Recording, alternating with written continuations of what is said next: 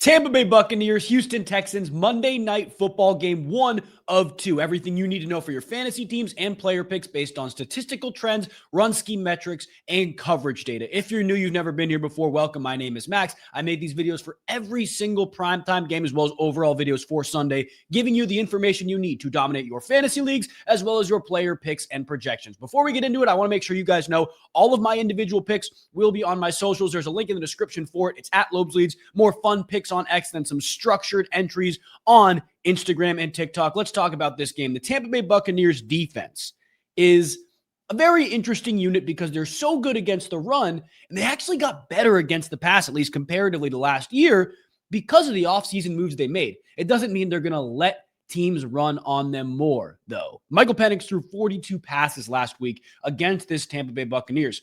Bijan Robinson had 100 yards receiving, only on 6 catches. Now, what's interesting to note, we'll talk Texans here in a second, is Dario Ogunbowale was the running back who had the most running back routes and targets on Houston. So when you're looking at Nick Chubb projections, Dario Ogunbowale projections, which we'll talk about here in a minute, he technically had the receiving production. Chubb had one target on 7 routes. Ogunbowale had 2 targets on 8 routes.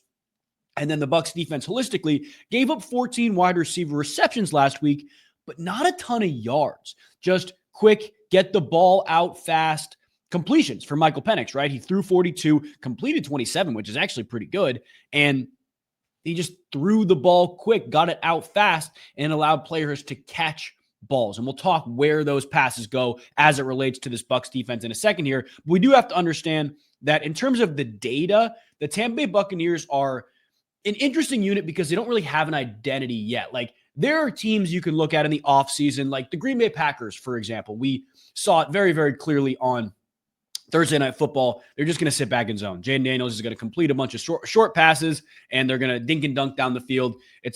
What matters most is third down and red zone, and the Commanders got destroyed on those. So they create an identity throughout the offseason. And even this season, like very early on, the Cowboys defense, Matt Eberflus's identity translating from Chicago to Dallas is the same. Tampa doesn't really have that, at least not yet. They're middle of the pack in man-to-man, a little below average in terms of frequency with their zone coverage.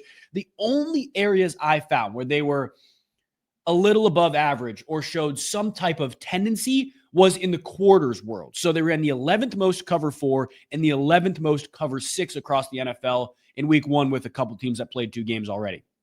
Last week, though, the Houston Texans got a ton of middle field closed from the Rams. So a lot of cover 3, some cover 1, a different world than Tampa Bay is going to do. Again, they're extremely balanced in terms of 2 high safety versus 1, extremely balanced in the frequency of zones that they play, but they do play more than 30% of their snaps in cover 3, which is what the Texans saw a bunch of last week. So you can take, some information with you from last week into this one, but they're not going to get as much cover 3 or middle field close as they did last week. So it's important to understand that. Looking at the target rates, where CJ Stroud likes to throw the ball and where the Tampa Bay Buccaneers allow a lot of targets, there's 2 unique marriages here. So Tampa got targeted on the outside at the 5th highest rate last week, which is very interesting because Tampa, to me, has always been, again, I talked about the identity. The identity is changing, a zone cloud type team. Like that's what they've been, but obviously not last week. And CJ Stroud was average in terms of where he threw the ball out wide. But again, it was a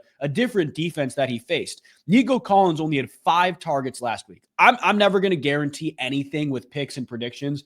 Again, this is not financial advice, professional advice, all this stuff. If there's one thing I feel very confident in, it's that Nico Collins is probably going to be targeted more than 5 times this week. He's not going to have back-to-back weeks with 5 targets, I don't think. So I think Nico Collins will get more heavily involved. 3 catches for 25 yards last week. Look, I find that hard to believe. And what's interesting, if you remember last season, when Nico Collins got those match cover 4 defenses, he was very good. So if Tampa Bay is going to sit in that, the cover 4, the cover 6, and a backside single where Collins is one-on-one, he runs that patented 10 to 15 yard skinny post that he takes 25, 30 yards, sometimes to the house. He's going to have plenty of opportunities, I think. I like that matchup a lot. In terms of the slot stuff, average to below average. The inline stuff is really interesting, though, because I want to talk about Cade Stover. So the Tampa Bay Buccaneers were targeted at the inline position, tight end position. Sorry, not tight end, inline specifically. I want to make that clear. Inline, like you're on the offensive line or inline tight end. 21st highest rate. CJ Stroud threw to that spot, the inline position, at the 6th highest rate. Dalton Schultz and Cade Stover had 4 targets apiece. Just across the board, didn't matter where they lined up, 4 targets apiece. Stover was more efficient overall, but all of Cade Stover's targets were from the inline slot. Inline spot. I want to make sure I'm clear. Inline spot. There were no slot targets for Cade Stover, whereas Dalton Schultz did have some slot targets. Again, Schultz ran more routes. Like, he's on the field a little more than Cade Stover is, which is totally fine. We're not talking about that. But in terms of where the routes go, where the ball distribution is, where CJ Stroud throws the ball, in line, those targets in line, all of them for Cade Stover were from that position, not for Dalton Schultz. So when we talk about projections here at the end, Cade Stover is a guy I have my eyes on because the reality is it'll take one chunk play for him to crush whatever projection he has. Backfield, nothing crazy. In terms of run scheme metrics, again, nothing really crazy that I love. I mean, Houston ran the ball okay last week. They were very good in the zone world, and Tampa's, I guess, a little worse in the zone world, but they're still really good. I think they had 3 or 4 zone carries last week. That 4.75 yards per carry number came on like 4 touches for Nick Chubb. I'm not leaning into it too much. Tampa's run defense is very good. Same with Houston. So I think it's going to be a pass fest. But in terms of overall projections, Cade Stover currently, when I'm making this video, does not have projections out. But I will tell you again, this is why you got to follow the socials. Highly, highly, highly suggest you lean into that a little bit. I probably will to an extent because I truly think there's a chunk play out there for him that clears that projection in a play, or maybe 2. Like, I like Cade Stover a lot. Now, Nico Collins, 5.5 receptions, 75.5 yards. I like the reception number again. This is partially matchup based, but it's partially kind of how I'm thinking about, let's see, like AJ Brown this week or Amon-Ra St. Brown this week. Like, they're so focal to the offense. They didn't benefit last week from a matchup. The coordinators are going to find them ways to get involved, like especially teams who lost games or didn't score a lot of points. I think they're going to find ways to get him involved. Now, Dare Ogunbowale might be my favorite pick because I think 5.5 receiving yards, and that's actually his longest reception projection as well. Like, yeah, that's a little too low for me too. Like, that's a check down. That's a screen. I think Dare Ogunbowale can clear that again in a play, much like Cade Stover. CJ Stroud attempts is very interesting. Very, very interesting because I think Houston's going to have to pass the ball to stay in this game. I do. Is CJ Stroud going to throw the ball 30 times if they go up, though? I don't think so. Like, this is a very heavily game flow dependent pick, I think, which is kind of why I'm staying away. And I'm looking at Nico Collins and Dare Ogunbowale as, like the 2 ones I like the most, as well as Cade Stover when that's out. Let's talk Texans defense. In terms of data outliers, I mean, they gave up a big game in Puka Nacua last week. Overall, 16 wide receiver receptions and 221 wide receiver yards allowed. Very interestingly, you can see on the screen now, but did you know Emeka Egbuka had the most routes for the Tampa Bay Buccaneers last week? Not Mike Evans. Emeka Egbuka, yeah. He had the most routes on the team. Now, in terms of their coverage data, I don't want to lean too heavily into this because I think the Texans defense is going to shift their identity based on who they play. But 3rd most middle field close, 5th most cover 3, extremely similar to Atlanta last week. Tampa Bay is going to see a very, very similar defense, I think. In terms of target rates, 2 things I want to talk about. Backfield, inline, there's nothing really there unless you really want to lean into Cade Otton, be my guest. Bucky Irving, I think if you're going to go with him, it's an alternate scrimmage yard. Like, I'm not leaning too heavily into that, especially because Texas defense is pretty solid. But what's interesting to note here is the out wide target rate, where the Texans weren't really targeted out wide. Tampa threw it there a bunch. In terms of routes and targets, Mike Evans is the main outside guy. I talked about that. But in terms of efficiency, yards per route run, Emeka Egbuka was the most efficient wide receiver on the outside for Tampa Bay. I don't want to lean too heavily into that. I think Emeka Egbuka, again, you can see the routes in the slot. Like, oh, sorry, this should be Egbuka. I messed this up, but this should be Egbuka right here. You see the routes in the slot, like he was the number 1 slot guy.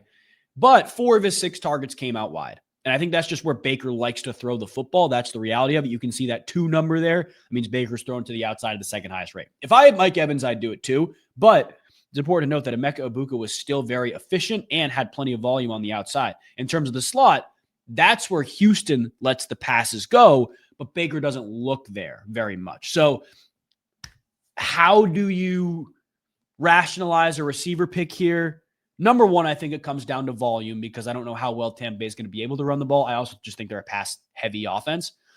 But number two, like, look at this data. Look at where the routes are being distributed on the outside and the inside. Look at the targets. Who is getting the best of both worlds in terms of being efficient and targets in both areas? It's Emeka Egbuka, guys.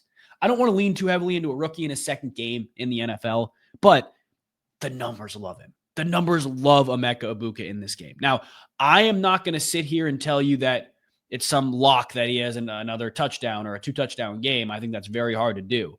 But if Derek Stingley is going to travel with Mike Evans, if you're going to leave Emeka Egbuka in more favorable situations for Baker Mayfield, like, I don't know, all the data likes Emeka Egbuka. In terms of run scheme metrics, again, really nothing here. Like, Houston's run defense was solid, not as good as Tampa's.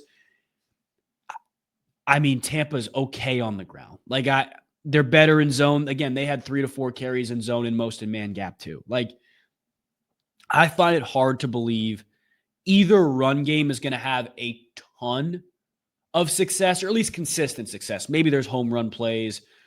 I just find it hard to believe unless the game flow is heavily favored for a team that, you know, Bucky Irving is going to carry the ball 20 times or Nick Chubb's going to carry the ball 20 times. I think it's going to be a back and forth game. I think the Texans are 2-point favorite. Like, it's going to be a close game. And in that, you're going to lean back into your identity, which for Tampa is definitely throwing the ball. For the Houston Texans, it's game plan oriented, and I look at the game plan and the matchups. I think it's better for them to throw the ball too. So regardless, this is going to be a pass fest. The only thing I really like here and want to talk about is Emeka Egbuka. I mean, some places have Emeka Egbuka 4.5 receptions plus money. Like, I really like that. I think Emeka Egbuka, because of the volume that he could see, because of how good he was last week, is just going to catch a lot of balls. Baker Mayfield's going to look his way. He's going to have plenty of opportunities. I like Emeka Egbuka a lot in this game. So that is what we have. We'll go back up very quickly here for the recap. Cade Stover, Nico Collins, Dario Gumbuwale, 3 guys I'm looking at. CJ Stroud, not bad. The numbers like him. I personally am leading away. And then comparative projections for the other side, Emeka Egbuka. If you guys did enjoy this video, make sure you subscribe. Make sure you leave a like. There's another Monday Night Football video coming out for Raiders Chargers in a little bit, or depending on when you're seeing this, it may already be out. I will see you for that. Or next Thursday night, Dolphins Bills breakdown on Loeb's Leads. God bless you guys. See you soon.